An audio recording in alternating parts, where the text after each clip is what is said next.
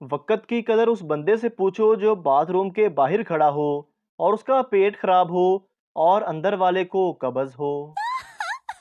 आदमी कारपेंटर से, भाई बेड मजबूत बनाना, मेरे बेटे को बहू के साथ सोना है। कारपेंटर, ऐसा मजबूत बेड बनाऊंगा कि सारा मोहल्ला भी बहू के साथ सोए तो भी नहीं टूटेगा। बच्चा, पापा दिल की कितनी टांगे होती हैं? पापा, एक भी नहीं। बच्चा, पापा तो फिर आप रात को क्यों कहते हो स्वीट हेयर, टांगे ऊपर करो? आज की जनरेशन में भाई ब्रो हो गया, चचा चाचू हो गया, बहन सिस हो गई, शोहर हबी हो गया। मजाल है जो किसी ने लफ्ज बीवी के साथ छेड़खानी की हो। पप्पू सरदार से, पायलट तुम्हारा वाकफ है? सरदार, हाँ वाकफ है। पप्पू, यार इसको कहना जब समुंदर के ऊपर से गुजरे तो जहाज की रफ्तार कम करे और खिड़की भी खोल ले। सरदार, क्यों? पप्पू, मैंने सदके का गोश्त फेंकना है। आज फूफो के साथ बैठ के लूडो खेल रहा था। मैंने कहा, फूफो आप अपनी चाल चलो। बस फिर फूफो ने मेरा रिश्ता तुड़वा दिया। मियाँ बीवी हनीमून पर गए। वहां उन्होंने एक मॉडर्न लड़की देखी। शोहर बीवी से बोला, ये 2 नंबर है। बीवी बोली, अरे नहीं, बस किसी मॉडर्न फैमिली से है। शोहर बोला, तुम नहीं जानती, ये 2 नंबर ही है। दोनों में बहस हो गई तो शोहर ने उसे आजमाने को कहा और बीवी मान गई। शोहर उस लड़की के पास गया और बोला, चलोगी क्या? लड़की बोली, हाँ, क्या दोगे? शोहर बोला, 500 रुपए। लड़की बोली, नहीं, कम से कम 2000 लूंगी। शोहर ने तो बस अपना दावा साबित करना था। जान छुड़ाने के लिए हठधर्मी से बोला, नहीं, 500 रुपए। लड़की बोली, जाओ कोई और ढूंढ लो। शाम में मियाँ बीवी खाना खा रहे थे कि वही लड़की आई और उनकी टेबल पर आकर बोली, देखा, 500 में ऐसी ही लड़की मिलनी थी। एक आदमी की ट्रैफिक लेडी पुलिस ऑफिसर से शादी हो गई। अगले दिन दोस्त ने उससे पूछा, हाँ भाई कैसी रही सुहागरात? आदमी बोला, खंबा सुहागरात मनाई। साली ने पहली रात ही 800 का जुर्माना ठोक दिया।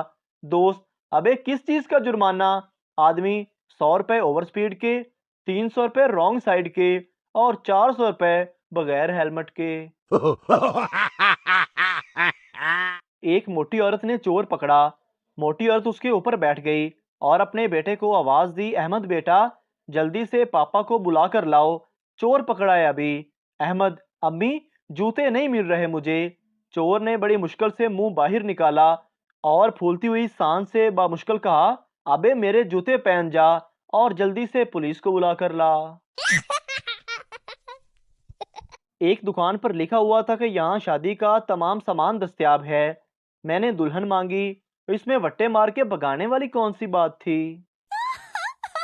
अगर आपका वजन जमीन पर 100 किलो है तो मरीख स्यारे पर 38 किलो होगा और चांद पर सिर्फ 6.6 किलो होगा।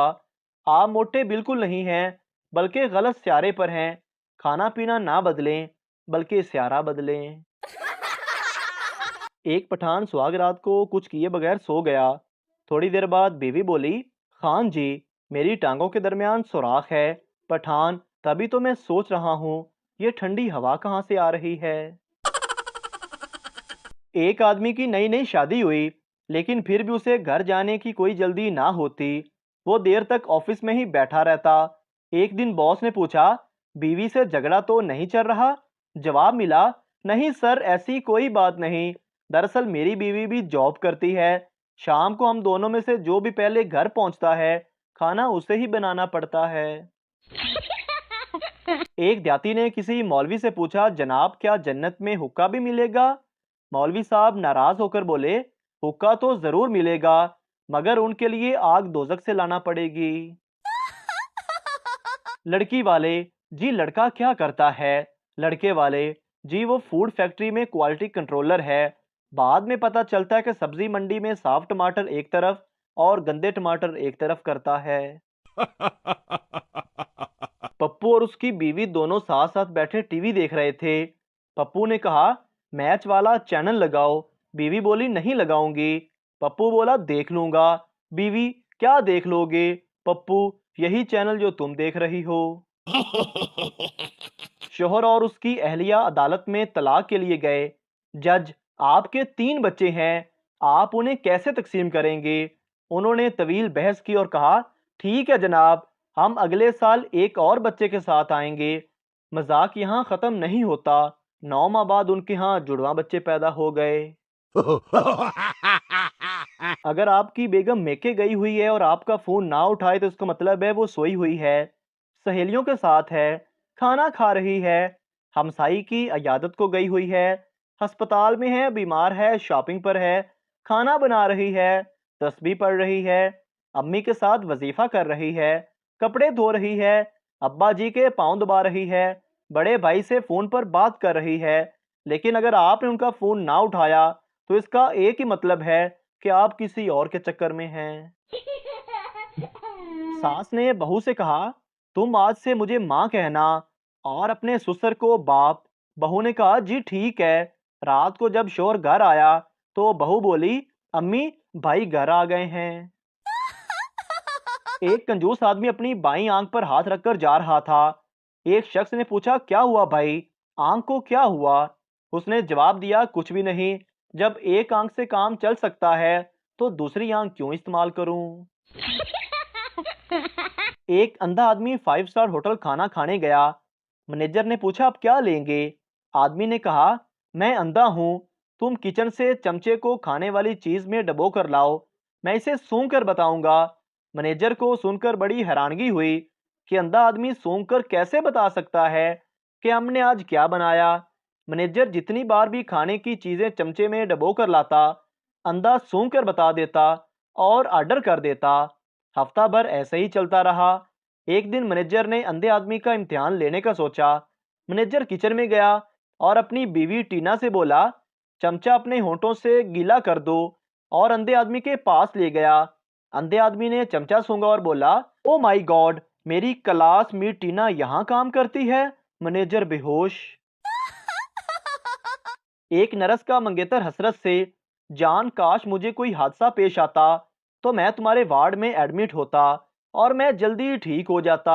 नर्स का जवाब, जान तुम्हें मेरे पास कोई हादसा नहीं बल्कि कोई मुआवजा ही ला सकता है, क्योंकि मेरी ड्यूटी डिलीवरी वार्ड में होती है।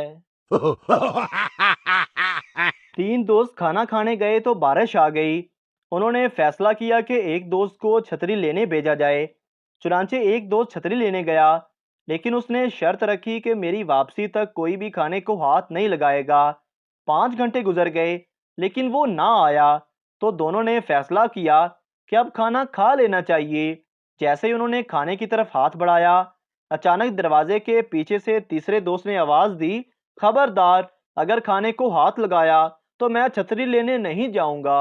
मोहतरम नाजरीन, अगर आपको हमारी वीडियो अच्छी लगी है तो हमारे इस चैनल को सब्सक्राइब ज़रूर कर दीजिए, ताकि आपको इस तरह की और मज़ाया वीडियोस फौरी और बर वक्त मिलती रहें।